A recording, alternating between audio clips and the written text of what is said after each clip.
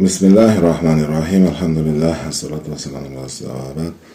Bu bölüm şairning ehsonga yetishi haqidadir. İstanbul shahri 1561 yilning 2-mart kuni. Abu Suud Hazrat va Qozi Kalon Ali Pashoning yordami tufayli maslahatchi lavozimiga tayinlanganimga ham 5 oy bo'lib qolibdi. Bu yangi vazifamni madrasada bajarmoqdaman va o'z ustimda tinmay ishlayapman.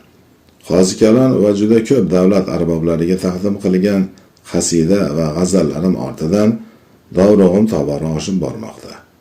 Jilovdor Farhod og'a esa ayrim she'rlarini podshohga ham yetkazibdi. Xullas kalom, omadim yurishgandan yurishmoqda. Fikr va zikrim bu ishlardan ham ko'proq o'sha Gulchehra Pari bilan band edi. Kun o'tgan sari obro'yim yuksalmoqda. Qayerga borsam hamma meni taniydi. Hamma iltifot ko'rsatadi. Hammaning menga havas keladi. Yozgan she'rlarim hammaning og'zida. Asarlarim o'qilganda odamlar meni olqishlar, shoirlar esa tillarini tishlab qolar edilar. Juda ko'p she'r kechalariga chaqirildim. Doim hurmat va ehtiromda bo'ldim. Endi men she'r ummonida baliq emas, balki qatraning o'zi edim. Endi mening asarlarim yo'q bo'lib ketmaydi. Yozganlarim albatta qayerdadir, balki satrlar orqali, balki insonlar og'zida jaranglab turaveradi. Mana shu tobora yuksalib borayotgan shon shuhratim tufayli bo'lsa kerak, bugun ertalab Jilovdor Farhod og'a meni saroydagi she'riy kechaga taklif qilib ketdi.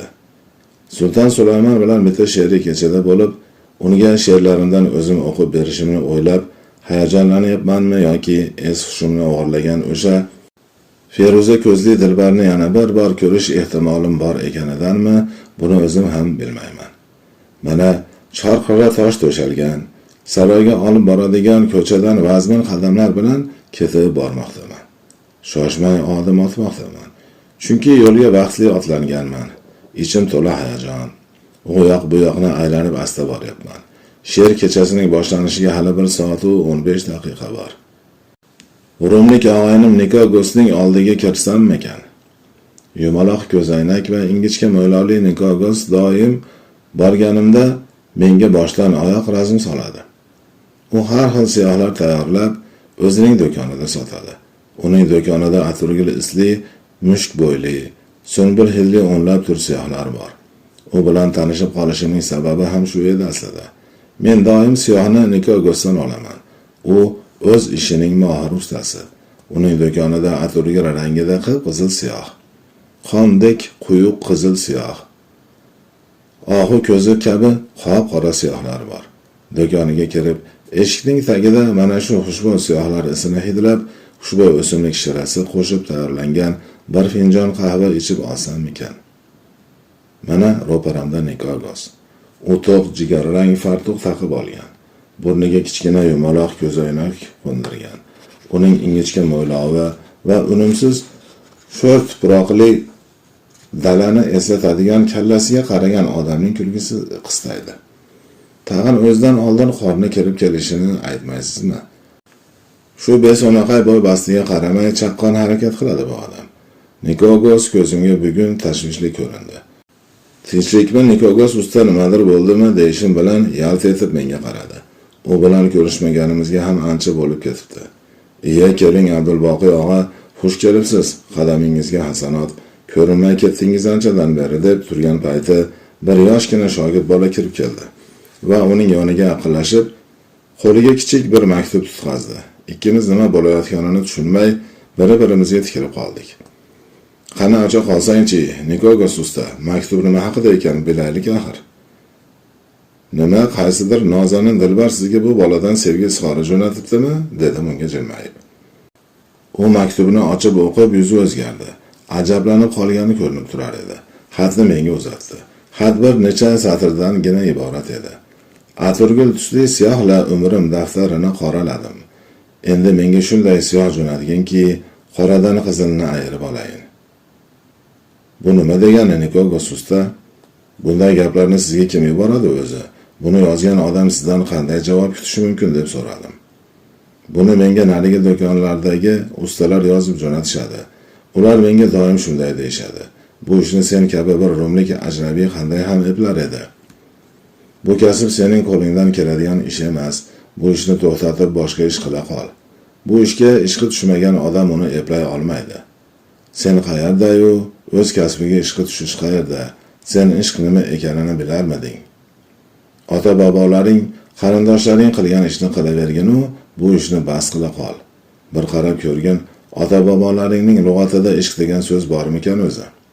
Bu kasbga ishqi tushishi uchun odam unga ishq va muhabbat bilan kirishishi kerak bo'ladi. Lekin sen ishqni qayerdan ham bilarding? Sizlarning qo'lingizdan faqat ishq haqida quruq gap sotish keladi. Biz esa kasbimizni ishq va muhabbat bilan tilga olamiz. Ishq va muhabbat asli mana shu tuproqda tug'ilgan. Senchi, sen qayerdan kelgansan o'zi? Men esa ularga o'zimning mutaxassis ekanimni har gal hech qayerda yo'q ranglar va turfa xil xushbo'yliklar bilan siyoh tayyorlab berib isbotlashga urinaman. Avvalambor betakror siyohlar tayyorlayman. Keyin esa mana shu ustalarga o'zim tayyorlagan siyoh bilan yozilgan kichkinagina maktub jo'nataman. Bir-ikki qatorli bu maktub aslida o'qish uchun emas, Boqiy og'a balki ko'rish va hidlash uchundir. Siyohning naqadar tovlanishini ko'ribgina ishonch hosil qilasiz. Maktubni hidlasangiz, siyohga tomchilab qo'shilgan xushbo'yliklar dimog'ingizga uriladi. Bu mahorat jangiga o'xshagan bir ish. Men ham darrov usta aytgandek qilib ko'rdim. Avvalambor maktubda yozilgan harflarga razm solib tikildim. Xuddi maktubda uqtirilganidek yozuvning rangi qora va qizil o'rtasida. Ayni lola qizg'aldoq rangi. Bu siyoh haqiqiy ustaning qo'lidan chiqqani bilinib turibdi. Keyin yozuvni asli hidlab ko'rdim. Hidi odamni sarxush qiladi. Bunday xushbo'yni hech hidlab ko'rmaganman menimcha. Shundayin ajib bir xushbo'yki, bunday xushbo'yning nomini ham bilmayman. Bu men uchun ismsiz muattar hid. Bu o'zi qanday xush is? Nikoga usta bu siyohga qanday muattar hid qo'shilgan? Nega hidi bunchalar yoqimli? Buni tayyorlagan odamning mahoratiga qoyil, tengi yo'q usta ekan. Maktubdagi yozuvga yana bir qarang, Boqiy og'a. Bu yozuvdan qizil atirgul hidi ufuryapti. Bu xushbo'ylik shunchaki gul moydan emas, balki maxsus gulabxonalarda tomchilatish usulida tayyorlangan o'ta yuqori sifatli xom yog'dan olinadi. Maktubda yana qora deb aytilgan. Bu siyohning ichiga lola urug'ini ezib qo'shgan bo'lsalar kerak. Ichida lola qizg'aldoq gulbargi ham bo'lishi kerak. Siyohning ichiga mushkmi, anbarmi qo'shilgan? To'g'ri aytasiz. Bu mahoratli ustaning qo'lidan chiqqan ish. Endi esa bu chaqiriqqa javob berishimiz kerak. Biz ham o'z mahoratimizni bir ko'rsatib qo'yaylik axir. O'zi bu maktubda sizdan nima so'ralyapti? Nikoga usta qoradan qizilni ayirayin deb yozibdimi? O'ylab ko'rishim kerak, Boqiy og'a.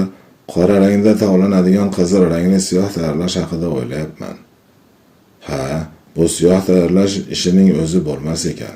Hech oddiy ishga o'xshamaydi bu. Har xil xushbo'yliklar qo'shganing yetmagandek, betakror ranglar ham topilishing kerak. Yana o'xshashi yo'q so'zlar ham topib yozishing lozim. Bu siyoh ustalari o'rtasidagi yoqimli tortishuv menga yoqib tushdi. Natijani ko'rishga esa vaqtim yo'q edi. Saroydagi she'r majlisiga kech qolay debman. Saroyning ulkan ayvonli darvozasidan kirgan zahotim atrofga taralgan muattar istar hujum boshimdan uchaydi edi. Bu yerga bir kiyik kirib qolib, mushkisini shu yerda qoldirib ketganmi yoki shu atrofda bir gulzor bor-u, ko'zga tashlanmay turibdimi? Hayajonga tushdim va diqqat bilan ichkariga qadam bosdim. Darvoza yonidagi xizmatkorlardan biri menga yo'l boshlab ketdi. Uning ortidan yurdim. Xizmatkor orqa tomondan juda haybatli ko'rinar edi. Xizmatkor o'ymakor naqshli ulkan darvoza yoniga kelib, darvozani ehtirom bilan qoqdi va eshikni ochib, kirib ketishimni kutib turdi. Xona qoraga moyil qizil rang bilan bezatilgan edi. Yerga yozilgan ko'rpachalarda men doim ismini eshitib, o'zini ko'rmagan qanchadan qancha davlat arboblari va qanchadan qancha shoirlar o'tirar edi. Men ham o'zimga joy topib o'tirib oldim. Bir payt barchaning nigohi o'zimga qaratilganini sezib qoldim. Nazarimda hamma menga ishora qilar, men tarafga qarar va o'zaro men haqimda gaplashar edi.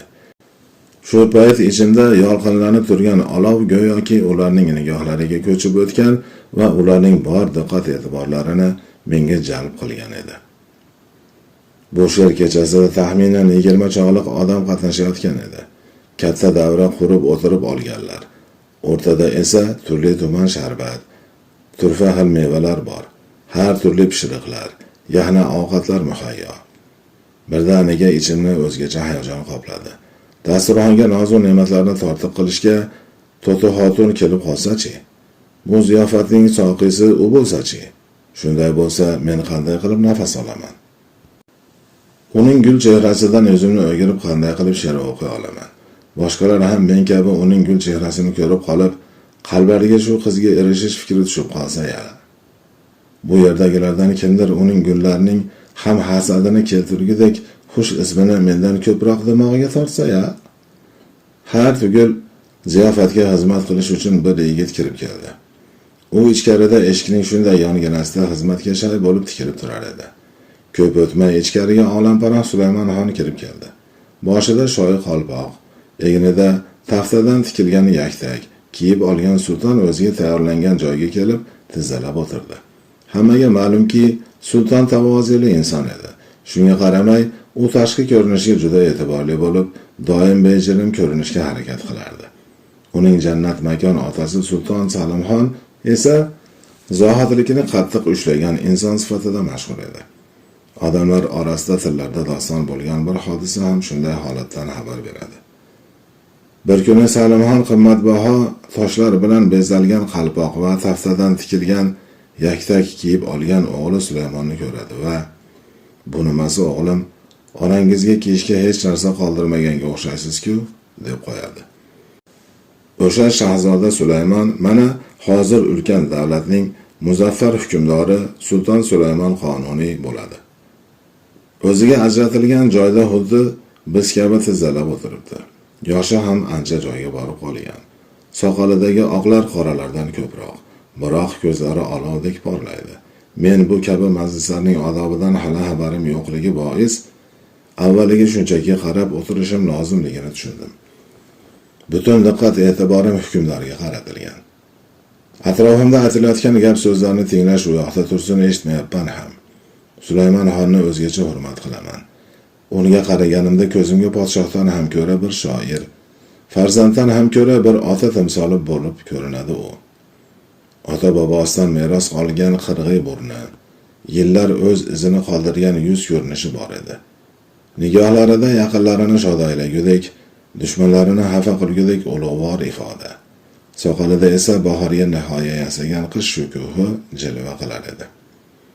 Podshoh g'ayri ixtiyoriy ravishda o'y xayolini band qilib turgan chog'da Jilovdor Farhod og'a meni ishora bilan ko'rsatib, "Hukmdorim, mana bu taqsir xodimingiz Boqiy tahallusli shoir Mahmud Abdulboqiy bo'ladi. Uning tilidan doim purma'no so'zlar eshitdik. Ruxsat bersangiz, bizga g'azalidan o'qib bersa" deb qoldi. "Marhamat", dedi hukmdor Davud payg'ambarnikidek chiroyli tovushi bilan.